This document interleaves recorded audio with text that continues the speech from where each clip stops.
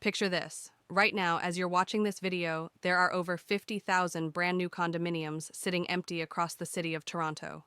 50,000 units. That's not a typo. That's not an exaggeration. These are completed buildings, finished projects that developers poured billions of dollars into, and they cannot find buyers. The cranes that once dominated the Toronto skyline like a forest of steel are coming down. Projects are being cancelled left and right, and the mayor's office is scrambling to figure out what to do before this crisis spirals completely out of control. What we're witnessing right now in Toronto is something that hasn't happened in decades, and it's sending shockwaves through the entire Canadian economy. If you want to understand what's really happening in one of North America's largest real estate markets, and what it means for the future, you're going to want to stick around for this one. And if you're new here, make sure you hit that subscribe button and turn on notifications because we break down stories like this every single week, and trust me, you don't want to miss what's coming next. All right, let's start from the beginning because to really understand how Toronto got into this mess, you need to understand the insanity that led up to it. For the better part of 2 decades, Toronto's real estate market was the golden child of North American property investment. It seemed like prices could only go up. Developers couldn't build fast enough. International investors were pouring money into pre-construction condos like they were buying lottery tickets, except these lottery tickets seemed guaranteed to win. At its peak, Toronto was launching more high-rise construction projects than any other city on the continent. More than New York, more than Los Angeles, more than Miami. We're talking about a city of roughly 3 million people building at a pace that rivaled cities 3 and 4 times its size. The formula was simple, and it worked beautifully for years. Developers would announce a new condo project, open up pre-construction sales, and within weeks, sometimes days, every single unit would be sold. Buyers would put down deposits, wait 3 to 5 years for construction to complete, and by the time they got their keys, the unit was worth significantly more than what they paid. Some investors would flip the assignment before the building was even finished, pocketing tens or even hundreds of thousands of dollars without ever stepping foot inside the unit. It was a gold rush, and everyone wanted in. But here's the thing about gold rushes: they always end. And when they end, they don't end quietly. The first cracks started appearing in early 2022 when the Bank of Canada began its aggressive interest rate hiking campaign. Remember, for years, interest rates had been sitting at historic lows. Money was cheap. Borrowing was easy. A young couple could qualify for a mortgage on a $600,000 condo without breaking a sweat. But when rates started climbing, and I mean really climbing, everything changed. The Bank of Canada raised rates 10 times in just 18 months, taking the overnight rate from near zero to 5%. Suddenly, that $600,000 condo that used to cost $2,500 a month now cost close to $4,000. The math simply didn't work anymore. But the real crisis, the one we're seeing play out right now, has to do with something called the pre-construction pipeline. See, all those condos that were sold in 2020, 2021, and 2022 during the absolute frenzy of the market, those buildings are completing now. They're finishing construction in 2024 and 2025, and the people who bought them, many of them are in serious trouble. Here's what's happening. An investor bought a pre-construction condo in 2021 for $700,000. They put down a deposit, maybe 15 or 20%. They were planning to close on the unit in 2024, get a mortgage for the remaining balance, and either rent it out or flip it for a profit. But now it's 2024, and that unit that they paid $700,000 for is worth maybe $550,000 on the open market. Prices have dropped, and worse, the mortgage they were counting on? The bank won't approve it at the amount they need because the appraisal comes in lower than the purchase price. These buyers are now facing a brutal choice: come up with an extra $150,000 in cash to cover the gap, or walk away from their deposit entirely. And thousands of them are walking away. This is where those 50,000 unsold units come from. Developers are completing buildings only to find that a significant percentage of their buyers can't or won't close. The units are reverting back to the developers, who now have to try to sell them into a market that has essentially frozen. But they can't just slash prices to move inventory because they have construction loans to pay off. They have investors to answer to. They have thin margins that don't allow for the kind of discounts that would actually attract buyers in this environment. So, what does the mayor's office have to do with all this? Well, that's where things get really interesting. Toronto's municipal government is in a bind that most people don't fully appreciate. The city relies heavily on development charges, fees that developers pay when they build new projects. These charges fund infrastructure, transit, schools, all the things that a growing city needs. When development slows down, that revenue disappears. At the same time, the city is facing pressure to make housing more affordable, which theoretically means they should want prices to come down. But if prices crash too hard, developers go bankrupt, construction workers lose jobs, and the entire economy takes a hit. The mayor has been holding emergency meetings with developers, with provincial officials, with anyone who might be able to help.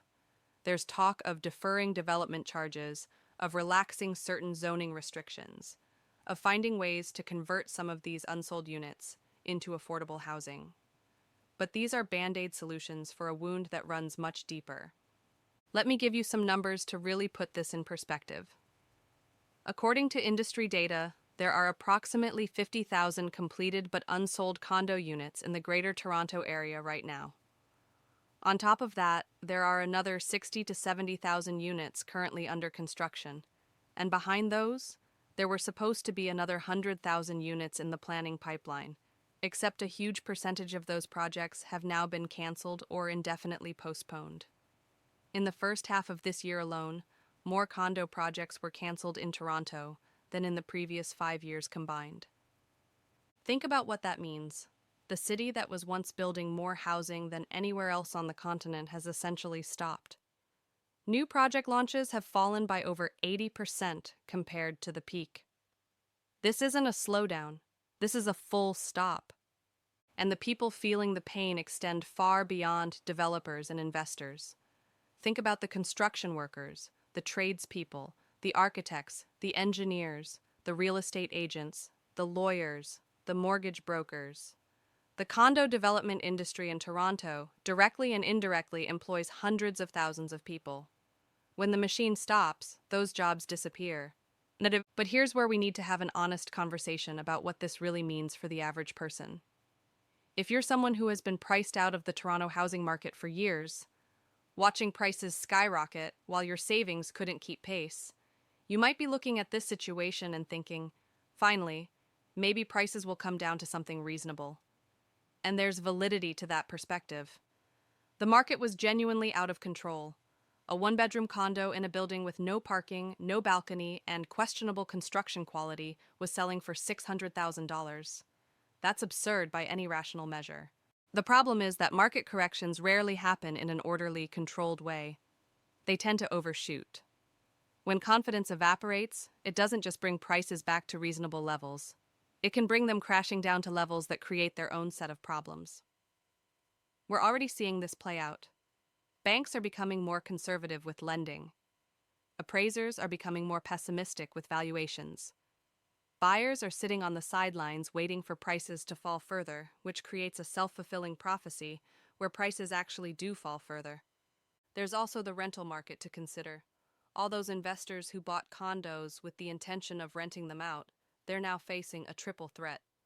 Their property values have dropped, their mortgage payments have skyrocketed, and the rental rates, while still high, haven't increased enough to cover the difference.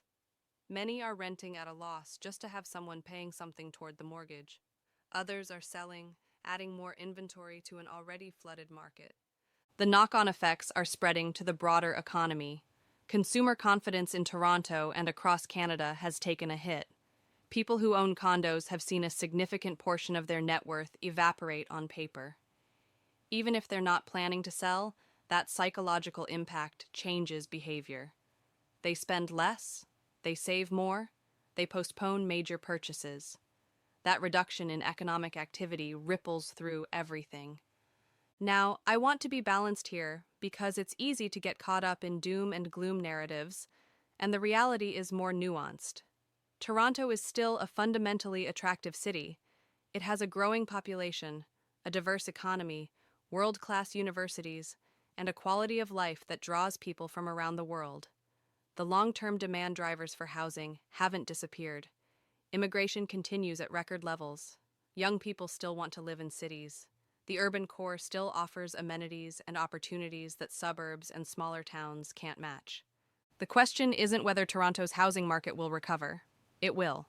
The question is how long the pain lasts and how deep it goes before that recovery begins.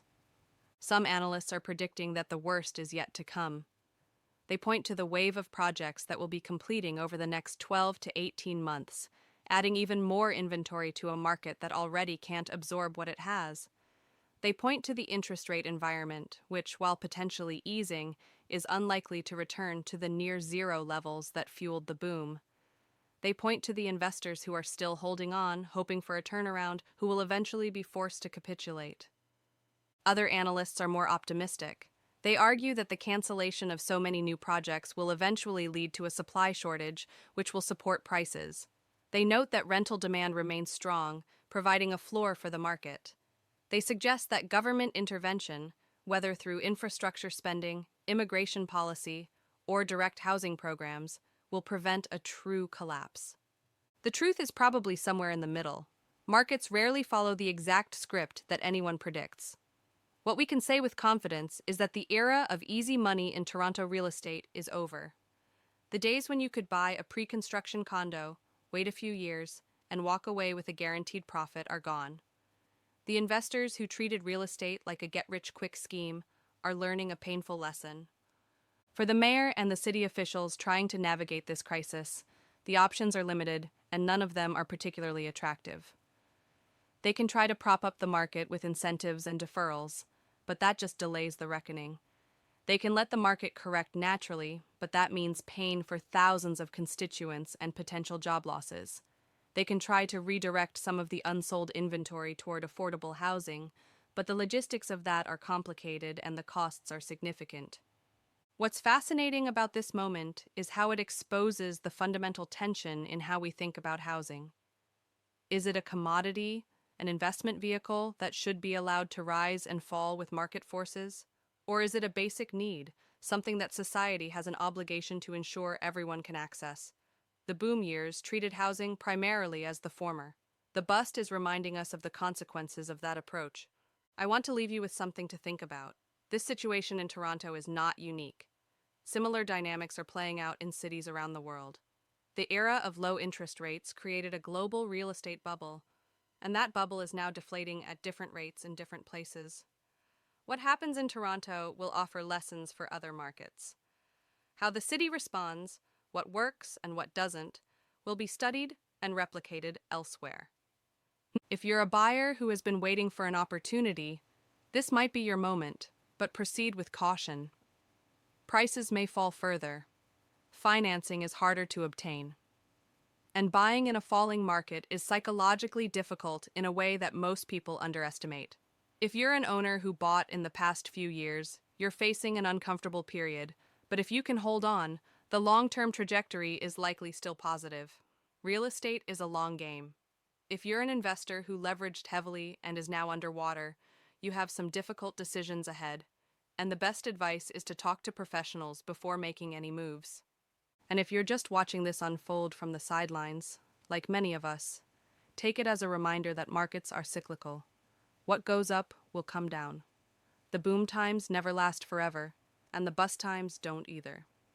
The headlines about 50,000 unsold condos and a mayor in panic mode make for great video titles, but the reality is more complex.